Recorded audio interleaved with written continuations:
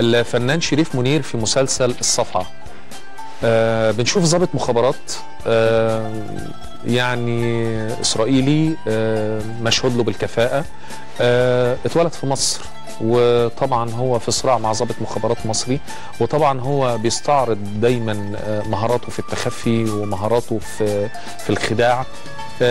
الشخصية بطبعها فيها جزء نرجسي، فيها اضطراب النرجسية. اضطراب النرجسية اللي هو غرور، مغرور بإمكانياته، مغرور بنفسه، مغرور بأنه أذكى من غيره، وده أساسا كان واضح طول المسلسل. يعني هو كان دايما يتباهى بالخدع بتاعته، ويتباهى بأن حد ما حدش يقدر عليه، ما حدش يقدر يمسكه. طبعا من طبيعة الشخصية النرجسية ان هي اللا انتماء، هو مش منتمي، خصوصا هو اتولد في مصر، ومع ذلك وهي أرض المولد بالنسبة له عدو اللدود.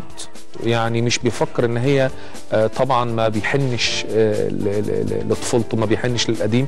لا، الشخصية المضطربة مش كده للأسف الشديد، والاضطراب النرجسية معروف كده، زي بقيه الاضطرابات، زي السيكوباتي، زي السادي، زي برضه ما عندهمش جزئيه الانتماء دي، مش موجوده. فالمهم ان هو بسبب غروره ده وبسبب نرجسيته الزايده يعني حتى ما بيتبعش الاوامر حتى من ضباط المخابرات او من جهاز المخابرات الاسرائيلي، ما بيتبعش الاوامر، وبيعتقد ان هو اذكى منهم، وبيضطر يعمل لوحده بافكاره هو وبدماغه هو حاجات، وده بيتسبب في ان هو بيتقفش او بيتمسك. يعني في النهايه الضباط المصريين كانوا اذكى منه، في النهايه قدروا ينصبوا له الكمين وقدروا يجيبوه، وده اللي احنا شفناه في المسلسل. وشفنا الشخصيه النرجسيه يعني الشخصيه النرجسيه الخلاقه اللي فيها ذكاء.